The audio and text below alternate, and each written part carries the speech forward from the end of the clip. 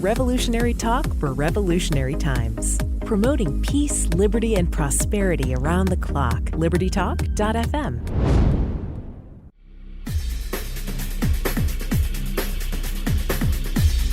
Welcome to Living the Solution with Dr. Elena George.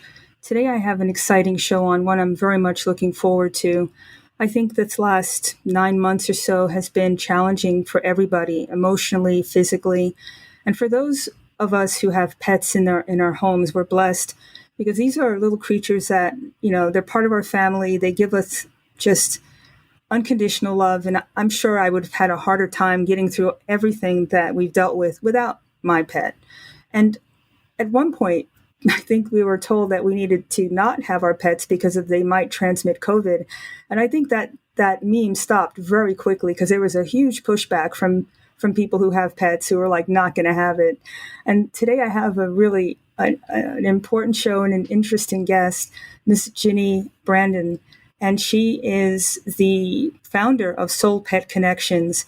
And it is a unique business that she runs because it helps pet owners connect with their pets. And we've all had issues where they have behavior issues or they're grieving. There's a ton of different things that pets do. And I wanted to have her come on because I wanted to understand more about my pet and to help people who have pets or want to get pets, to let them know that this is it's not just a pet. It's a living creature that can actually help you. And there's energy that gets shared. So, Ms. Branden, I want to thank you so much for coming on because I'm looking forward to our conversation. And full disclosure, I want to use your services. I think it can benefit everybody to have a connection energetically with another living, loving creature. So thank you so much for coming on. Thank you so much for having me. It's a pleasure. I really appreciate the opportunity to share what I do and how I support pets and people together. Well, how did you start this? This is a very unique endeavor. It's not just sitting for pets. It's not just taking care of them. This is a deeper connection, isn't it? Yeah. So I am doing this work because I had problems with my pets. That's really what it boils down to. I did not grow up with animals, but I knew that I always wanted to be around them. I read every horse book I could get my hands on. I was always drawing them. So I was always drawn to animals and wanted that connection. And so when I became an adult, I ended up with 2 dogs. And their behavior is what eventually led me to working with an animal communicator. And it was through that work that I sort of tripped and stumbled down the path and have ended up now being able to support other people doing this work. So it was my struggles that really led me to being able to share this with other people, because I don't want other people to go through the things that I've gone through with my dogs and my horse and my cats and all my other animals. I've heard people say, I don't subscribe to this, that no, pets they don't have feelings or they don't have souls, and just weird stuff that people have said in the past. And I don't subscribe to that. What's your thought on that? I do not agree with that either. I mean, my experience has shown me that our pets not only have their own feelings and thoughts about the world around them, but that they can feel very deeply and have deep relationships and connections, not only with us, but with other pets in the household. They can be very empathetic and they respond to us directly. So yeah, I don't really understand how anyone can have that kind of a view that's just very limited, in my opinion. It doesn't allow for a lot of exploration. And I think it limits our own connection to things if we think that. I would agree. There's something about empathy and compassion, and you can speak to each other as humans, but there's a deeper connection when you can't communicate with, we do, but it's not quite the same, right? What was the first thing that led you to feel that the pets are trying to communicate with you, and how does an average person get to that level? I know it's a hard question and it's kind of loaded, but I'm just curious. Yeah. So I don't think I ever had a time where I didn't believe that pets and animals, had their own thoughts, had their own feelings. I think it was just sort of a thing that I knew inside from being a child and not having a lot of opportunities to be around them. And so really, I also believe that any one of us can do this. It's a matter of being dedicated and being open to it and practicing. Our pets, this is how they communicate with each other. So why would we as humans not have this ability? We're animals. We're made of the same stuff they are. So I have a sort of a bigger belief that the whole world is kind of connected like this. The universe is connected like this. And so it's just a matter of practice and dedication. What can be tricky with our own animals is that we're very close to them, and so sometimes that makes it harder to have a clear connection with them. But yet at the same time, as a pet owner, you know your pet better than anybody. You know your pet better than me. So even if you're hiring me, I expect that you would take the information I give you and be able to discern what really does apply. And that's my goal, is to work with you and with the knowledge that you have, and then bring in a little more knowledge from the pet so that we can, make some headway, get a little more clear communication, and resolve any challenges or problems that you might be having. And when you communicate, if you're all saying that we can do it, because we're all energy essentially, right? And we share that energy with other living creatures, whether that's plant or animal, I think. So is this something that it's about speaking to them? It's about spending time with them? Is it a mixture of all of that and just looking at their behavior? If everybody can do it, what's the first thing that we need to harness to start the process? Yeah, it is a mixture of all of those things. And really, I would say the biggest key to being able to receive the information is being quiet enough that there's room for other things to come in. And then the second piece of that is learning to discern what's your thoughts and what's other thoughts and other things that are the other information that's coming in. And a lot of times it takes practice. I think all of us are intuitive on a certain level. I've had some kind of funny experiences where I've had these thoughts that have popped into my head, and it was like, wait a minute, what was that?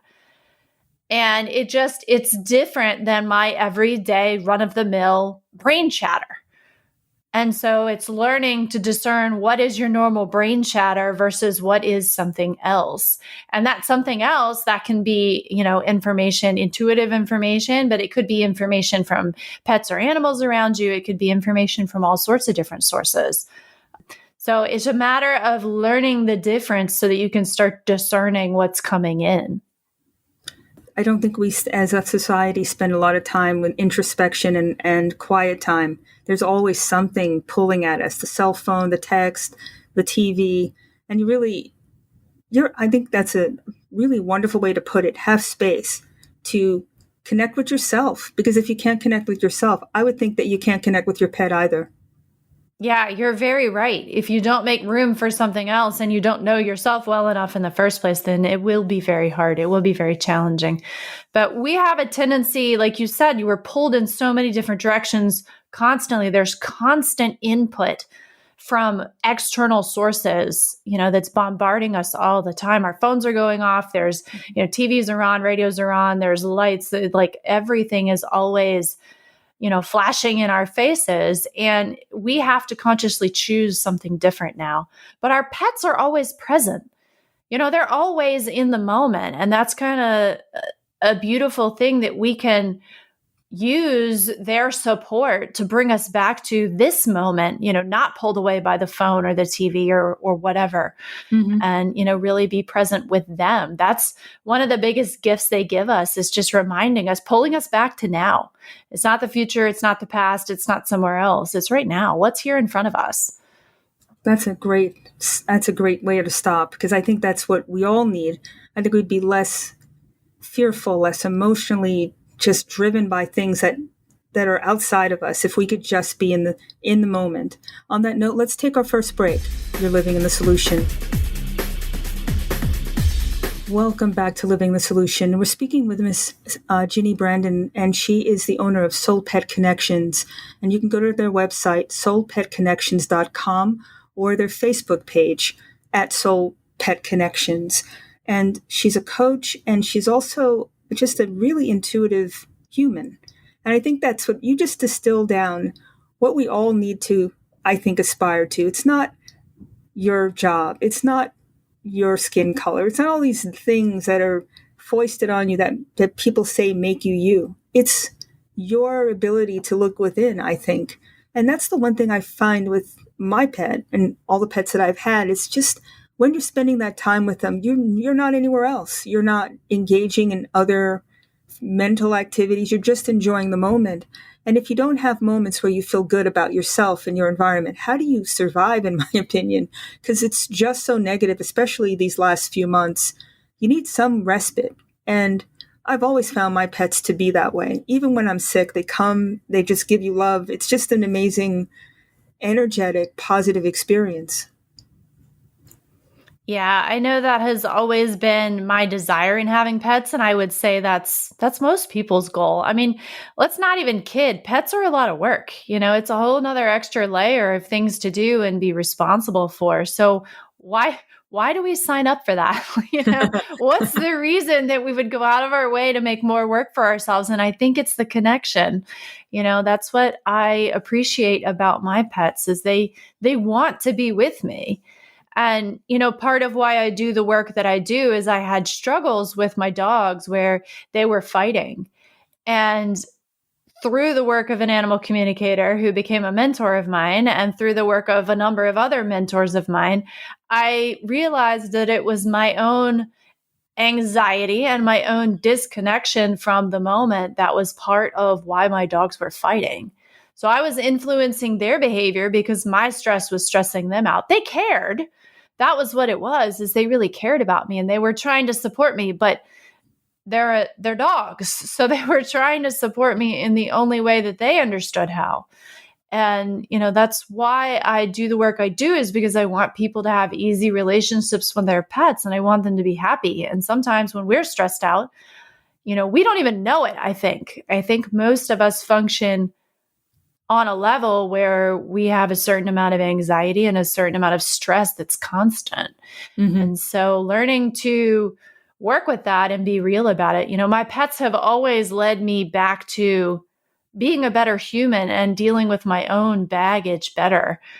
Because they don't let me put up with it. They don't let me just stuff it away. So, that's why I do what I do. And that's why I think I have pets, because I love that they're always making me be a better human. It's hard, but it's why I love it. Well, it's honest, isn't it? There's no ulterior motives. There's nothing. They're just there and it's just clean. Yeah. And, you can see this throughout society where you have the prisoners who work with dogs. There's a show on, I think it's one of the cable stations. And, they learn empathy. They learn love because it's unconditional. There's nothing that's hidden about it. And I've also seen senior citizens, I think it's in Norway, where they have a program where the seniors, they teach kittens how to socialize cats or kittens. And you have people who didn't speak, who are now speaking, their depression is gone.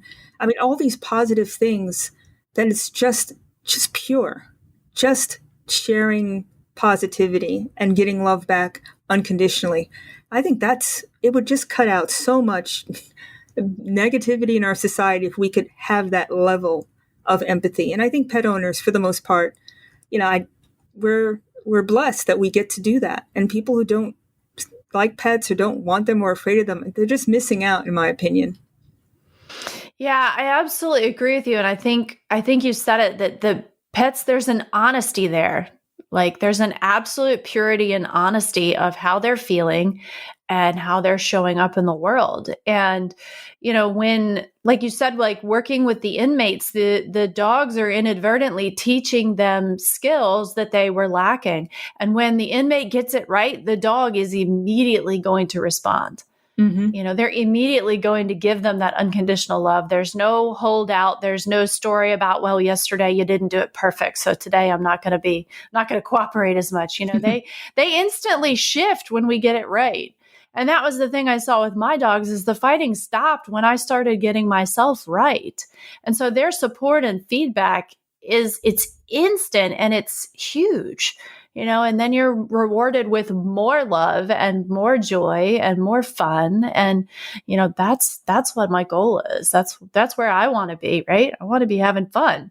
Exactly. That's what life should be. It shouldn't be about struggle. And when you're thinking intellectually and you're not feeling, just emanating what makes you, and it gets cut off in some way, I think that's very damaging to people. And not being able to have contact and share connections. We're already getting bombarded with that, with the mask wearing and all the staying at home situation. And honestly, I don't know how people could survive really healthy, and remain healthy intellectually, emotionally, without something that is unconditional. And I would hope that people who have now hopefully are coming out from their quarantining can actually get to where you and I are and other pet owners, because it's a world of color as opposed to a world that's black and white, in my opinion. Yeah, I know that I had seen a number of pieces of information about the spike in adoptions, especially at the beginning of the pandemic, when people were suddenly at home and they, were not able to go out and socialize and do things they normally did. There was a large wave of adoptions of people suddenly deciding that they wanted to get a pet. I think it was driven by that need for connection. And then that combined with the fact that people's schedules suddenly were no longer the same. They no longer had the obligations they had. So it's possible to work at home with a dog, especially in the beginning, when you're getting to know a pet. There's a lot more work because you're developing communication together, you're developing a routine. And being at home, you can do that. You can go out, for a 5-minute break in the middle of your day if you want with the dog. And so, yeah, there was definitely a spike of people seeking out that connection, with pets, because we were unable at the time to do it effectively with people. Now, I think if there's anything that the pandemic has shown us, is it's how much connection we really do need. I feel like we had sort of stumbled down this path of choosing not to connect necessarily. We were always on our phones, we're watching TV. You go out to a restaurant and you see, 4 people at a table and 2 or 3 of them are on their phone. Like, I know, yeah. But now that we've had this pandemic where we truly could not go out and connect, we realize how much we really do need it. We all do. I mean, and you have to have transfer of energy. I mean, it just makes you more vibrant. It's a learning experience. It helps you with empathy. I think empathy and compassion are 2 emotions that are really important for health, for physical health. Don't you? I mean, from a medical standpoint, the people who I've taken care of, who have a good feeling about, they love themselves, they love humanity, they just do better than the people who are, black, better way to put it, they're black holes. Everything's negative. No matter what you do, there's a bad problem. There's something bad associated with it. They don't heal as quickly. They don't respond to treatment as well. So there has to be something really from a cellular level and that connects to the emotion and the soul, I think. Yeah, I absolutely agree with that. And in relation to our pets pick up on that kind of energy.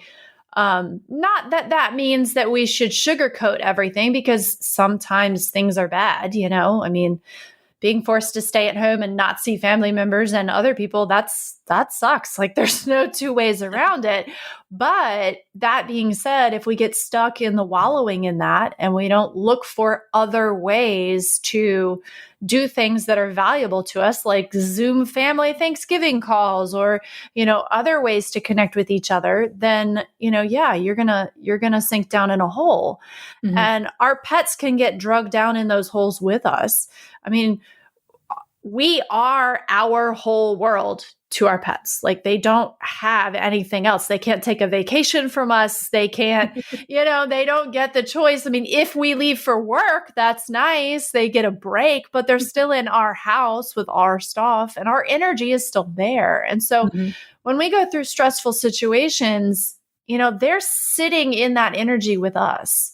And that's why I feel like it's very important to make sure that we're doing what we need to do to process our own energy. And I now use my pets as a bit of a barometer to tell me how I'm doing. Because I know when they start having behavior problems, the first thing I do is check with myself. And like, how am I doing? Am I actually doing as good as I think I am? Or am I just telling myself that? And so that they're right there with us and they're feeling it with us, and making sure that we're doing what we need to do in support of them and in support of ourselves is huge. I think you're right. And I know we're going to take a break in a minute, but I want to talk about the flip side when the pet is ill, or if you have an illness, or people who have, children who have problems with developmental issues, and how the pet can really be a treatment option in some senses to help communicate with the child or help you deal with grief. So on that note, we're going to take our second break and come back. You're living in the solution. Welcome back to Living the Solution. We're speaking with Miss Ginny Branden, and we were talking before the break about how pets help us in terms of happiness and joy and energy. But life has a lot of ups and downs, and grief is one of them. We've all, at some point, are going to lose our pets. And if they're ill, that's a whole nother ballgame. And I want to touch base or start with that and then talk about what it's like for a pet of someone who has a catastrophic illness. But let's start with the pet first, because it's a hard thing to watch your pet be ill. And it's hard you don't want them to be in pain. And is that something that, is it some of that service that you offer for people who have pets with chronic illness, or God forbid, something that's life-threatening? Is that something that you can help pet owners with as part of your service? Yeah, absolutely. Those are great questions, because you're right. I mean, pets generally don't live nearly as long as we do. And so at some point, we're going to have to encounter aging. I think our culture does not do a very good job dealing with aging. And that makes it hard to deal with an aging pet. But what is incredible to me is that our pets are so much more graceful about aging and illness than we are. They constantly blow my mind with how at ease they are with changes that come when they age. And we tend to resist it. I mean, we associate good health and vibrancy with youth, and then we think that when that's gone, it's gone, and we're no longer useful or worth it. And we tend to get very emotional when we are confronted with a situation where we have an ailment or an illness or whatever. There's a big emotional response that we have. And the beautiful thing is that we can learn from our pets is they don't have the emotion that's attached to the physical thing that's going on with them. So they may be in some pain, or they may not be able to do things as well as, like jumping on the bed. They might not be able to jump up there anymore, or jumping on the couch, whatever. But we get upset and emotional about it. We're like, oh, they can't, they're not able to go where they used to go. And they used to love doing that so much. And they're like, well, I can't go where I used to go. So that's all right. They don't have the emotional connection to the body and physical ability the way that we do. And it's a beautiful thing because it frees them up to just experience whatever they're experiencing, because there's no lack at that point. It's just different. That's a And different way to look at it. I like that. yeah, it's so cool because, so they might not be able to do something one day. Well, okay, but the next day, maybe they can. And I think we get so emotionally wrapped up in illnesses and ailments that it ends up that in a way we make it harder on ourselves because we're busy worrying about what we used to do yesterday that we can't do now, or what might we not be able to do ever again. And the pet's just like, well, I can't do that today. Oh, well. It's really, you see these where they may have a limb amputated, or the cat might lose an eye, and they just bounce right back, and it's like they're running, they're still joyful. And you see that a lot with when you watch these shows on TV, and you're like, oh my gosh, this is so devastating. But it doesn't seem to, you're right, it doesn't seem to affect them the same way. They just do what they have to do to keep it moving. That's a really good skill that we need to learn. Yeah, there's no emotion in it. That's the part to me. I mean, like I said, if we get a diagnosis about something, immediately it starts an emotional response. We're thinking about what we won't be able to do ever again, what we used to do yesterday, what it's going to mean for us, how it's going to be hard. And they don't have that response. And that's so valuable, I think, because I think it's important to process what we experience, if we're diagnosed with a situation or something. But at the same time, the less overly emotional we can get about it, the easier it'll be. It's just a thing. I think you're right. You also will heal faster if you don't go down this emotional, devastating hole. Everything just seems to be harder to overcome when you're in that mode. Exactly. And for the pets who have a life-threatening illness, and you have to make them comfortable and be with them, and I guess it's full circle, right? So instead of you, woe is me, my pet's going, you actually need to be in the moment with them. That's probably the most helpful thing you can do for them, it sounds like. Yeah, it really is. It is emotional. I mean, I'm not even going to lie. Watching a pet age and slowly no longer be able to function normally, it's hard. It's equally hard to watch a parent age, or a family member or a friend, knowing that time is limited. And, but I do believe that I believe our pets have souls, and my personal belief is that I'm a soul experiencing life in a human body. So when you have that perspective, it opens up room for more connection. So even though their body may no longer function and they may not be here physically with us, I still believe they're here with us in spirit. And so I believe we have access to that connection still, even once they've passed on. Which is a measure of comfort. That doesn't necessarily mean it's any easier, going through the aging process. But, like if you just stay present, staying present is everything, I think. I think you're right. And and I do agree with you that I believe pets have souls, and you can still, energy doesn't go away. Energy just changes form, right? So if you can expand your thinking and your feeling, then that does mean you can still connect with them, doesn't it? Even if they're gone. Yeah, absolutely. I actually do sessions specifically for pets that have crossed over, and a lot of pet owners find a lot of peace in being able to reconnect with their pet and, learn how they're feeling now, which is always good. I'll tell you that. They're always feeling good. That's good. But, to be able to connect with their essence again.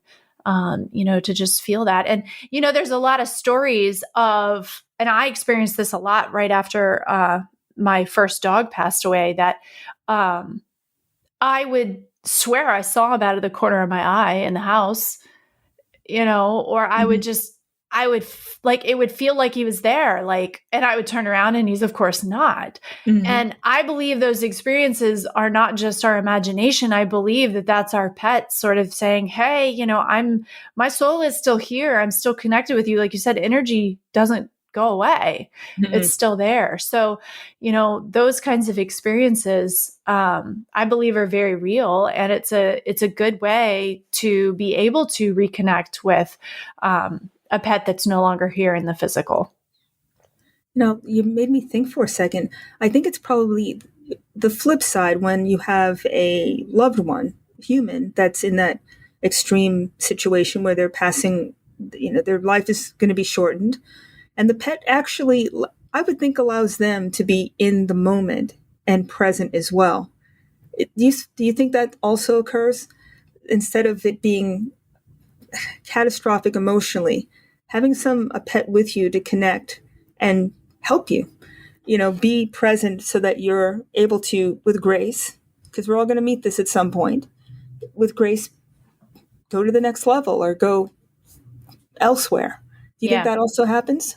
Yeah. I mean, I honestly feel like being present is the biggest gift that our pets give us. No matter where we are in life or what stage where we're in, they are able to keep us here in the now. And I think we can do so with more grace, like you said, and a little less judgment, when we're able to just be present. So, there's so many stories of animals, with people passing, with animals passing, and just connections that have happened. Like I can't not believe, like to me, there's too much evidence of the support that we can all give each other.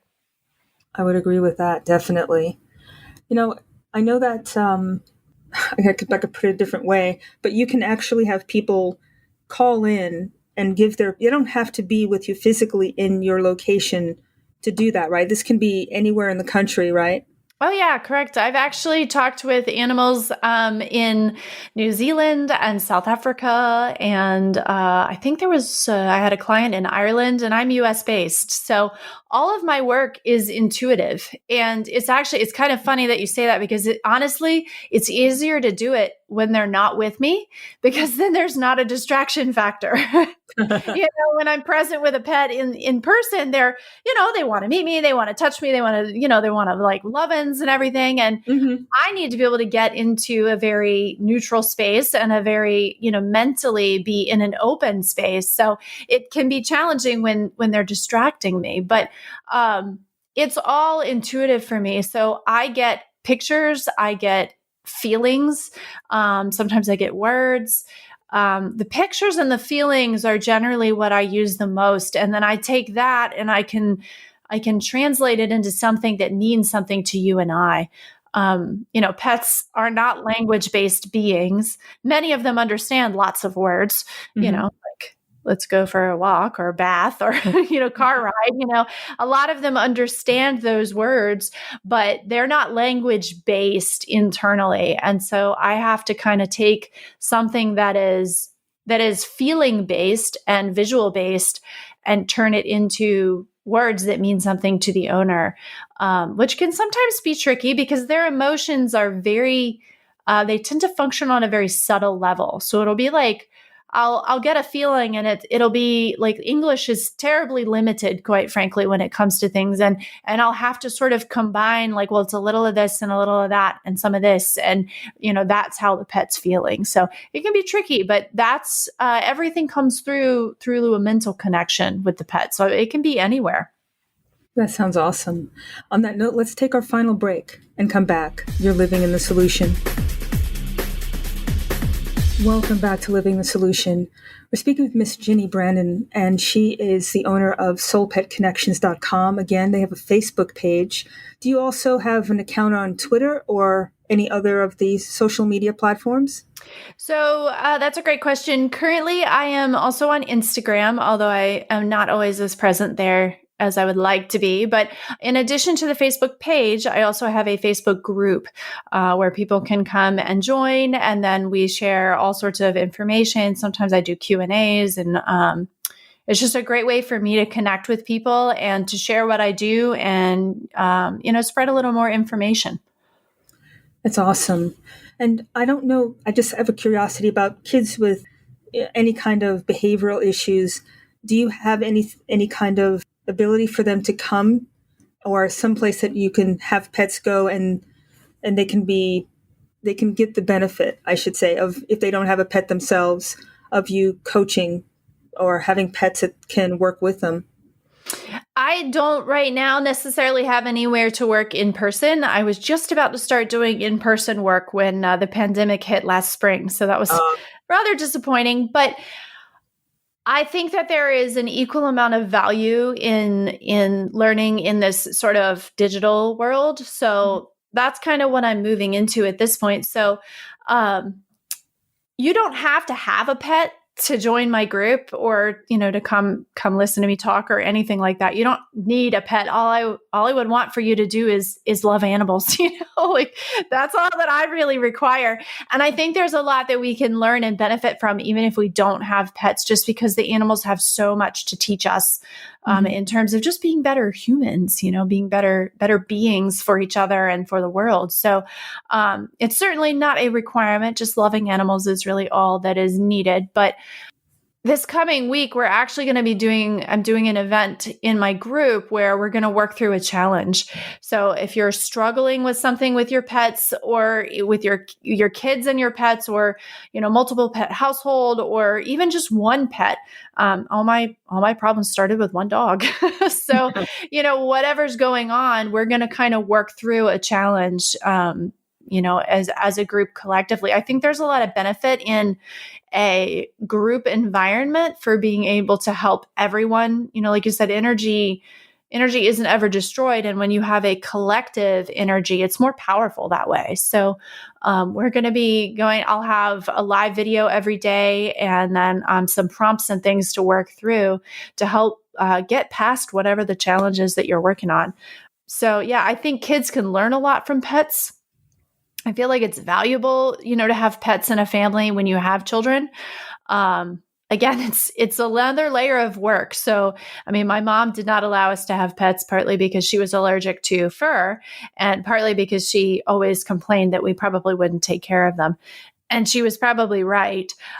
So I know that it is another level of, commitment and everything. But, there's other ways, like most communities have, there's rescues out there that need help. There's veterinary offices that don't mind help. Reaching out to anybody local who has some sort of an animal-based business or an organization, they always, I don't know of many animal businesses that will turn down help, so of some kind, at least, most places are happy to have extra hands. And I think that's useful. So shelters and things like that. I think some of our local shelters even want people to just come play with the cats. So you can get some of the benefits of having animals around without having the level of commitment of owning one. So even if you live in an apartment or something, there's ways to go connect with animals if you really want to. So it's a matter of just exploring. The internet's huge, so you can find anything you want out there. Well, I think that's a great idea. I love the idea of being able to just play with kittens or puppies. And just you have a smile on your face as soon as you even talk about it. What about the most common things that you find that people need your help with? Is it fighting? Is it between the pet? Is it new babies that the pet feels ostracized? Or what's the thing that you find that's the most common thing that people reach out to you for help for? So, multi-pet households obviously present another layer of challenge because you've got multiple pets that are all need to coexist together. And then if you have kids or other family members, that can get tricky. But I would say that most often the challenges boil down to our approach to whatever the struggle is. And this is one of the problems that I ran into with my dogs, that things got difficult. I had them from when they were puppies, and I had a lab mix who was about 70 pounds, and I had a Shepherd Spaniel mix who was about 35 pounds. And, that's a lot of dog excitement to deal with. I'm not a big person. So when they started to get bigger and it became challenging to take them on walks because they were pulling me and jerking me around and things, I stopped trying, and it got challenging. And then I started to get stuck on the fact that it was hard. And so I ended up not doing those things because they were difficult. And it ended up that many years later, when they were both about 10 or 11, I moved to a farm that did not have a fenced yard attached to the house. And There were cats in the barn, which my dogs would have run after. There were other dogs on the farm that I didn't want my dogs, chasing or interacting with, and other people and horses that could be around. So I didn't want my dogs loose. So suddenly I was confronted with the fact that they had to learn to walk on a leash because we didn't have a choice. And at 11 years old, my dogs learned to walk on a leash, and we could walk all over the farm. They saw geese, they saw horses, they saw other dogs, they saw chickens. It was a whole different experience. And so part of my goal now is to make sure that people get through those hard spots without getting stuck. Don't wait 10 years. That was boring and awful. I lived 10 years with dogs I couldn't take anywhere. And that was what I wanted to do. And so what ends up happening is when something gets challenging, we end up often getting stuck there. I deal with so many people that tell me my dog won't stop barking. All they do is bark and I can't get them to stop. And it's partly because when the behavior starts happening, we get into this pattern where then we start expecting it or anticipating it. And so then the dog picks up on our energy. We end up sort of projecting that out there, and the dog picks up on their energy and they think, well, I guess there's something I should be barking at. And then it becomes a self-fulfilling prophecy. And so one of my big focuses is helping people work through that, because I don't want anybody getting stuck. It's not fun to live with a dog who barks excessively or destroys your things, or that you can't take on walks or you can't go out with. Obviously, there's always two sides to everything, because the dog has their own personality and we have our own personality. But many times we end up in a sort of like a tape loop where the same thing keeps happening over and over and over again. And the thing is, we're the only thing we can control. We can't control them, truly. We can ask them for things, but it's up to them to cooperate, right? So we have to be the one to initiate that change. You can't sit there and be like, well, the dog's got to stop barking and then I'll do something different. That's not happening, right? No. Yeah. So I like to help support people through that so that we can take different steps so that we can get to a different outcome, because it wasn't fun not walking my dogs for 10 years. That wasn't enjoyable. Yeah, you both missed out. All of you missed out on a lot. Yeah. And what about people with cats? And cats, we know they have their own little personalities, especially the girls, especially the tabbies. But for people who want to snuggle, have a closer physical connection with their cat, and the cat's looking at you like, I don't think so. Is that something that people also come to you for? Yeah, those are still problems that can change. And again, we get stuck in this story like, my cat doesn't snuggle me. My cat will never snuggle me. And generally, if we work on shifting our energy, eventually there will be some sort of change that we make that our cat will start snuggling me. I had a good friend of mine and I were talking recently, and she said that her cat never used to snuggle her. And then she was doing a lot of self-work and reflection and introspection and, kind of meditating and focusing on herself. And suddenly the cat came and snuggled with her. And a lot of times when we take the pressure off of them and start just focusing on what we're doing, they're going to want to be with us. They're going to want to spend time with us. Isn't that like with everybody, though? You want to spend time with friends who are positive and fun and energized, as opposed to the ones that are woe is me. You don't want to hang out with them either. So why would the pets be any different? Exactly. And again, I want to stress that this doesn't mean that you can't go through hard things or that things can't be challenging. But when we get stuck there, or we don't ever look at doing something different, that's when it'll stay that way. My cat never snuggles me. Well, there you go. You just told the story. And so now it's going to be there. My cat's not snuggling me today.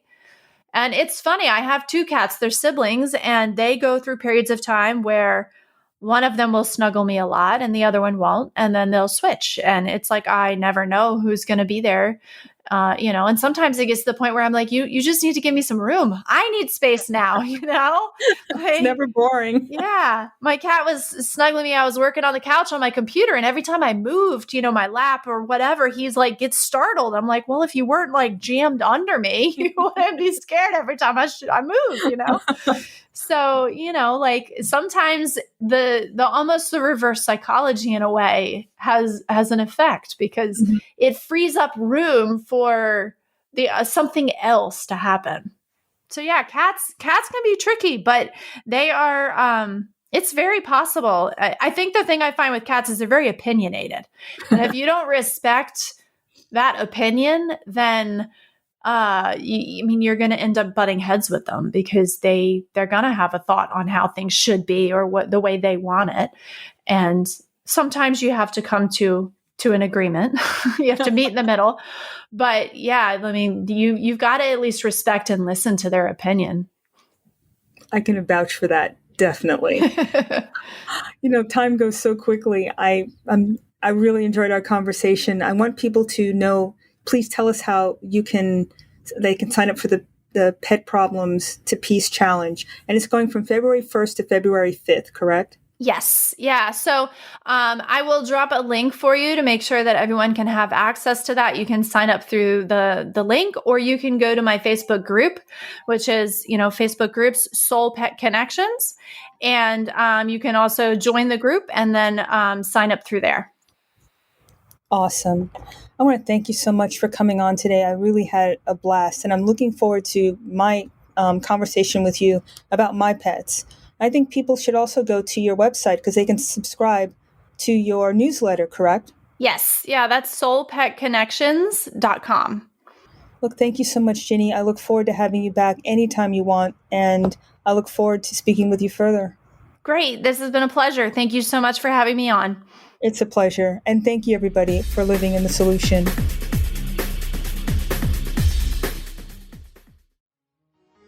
Revolutionary talk for revolutionary times. Liberty Talk FM.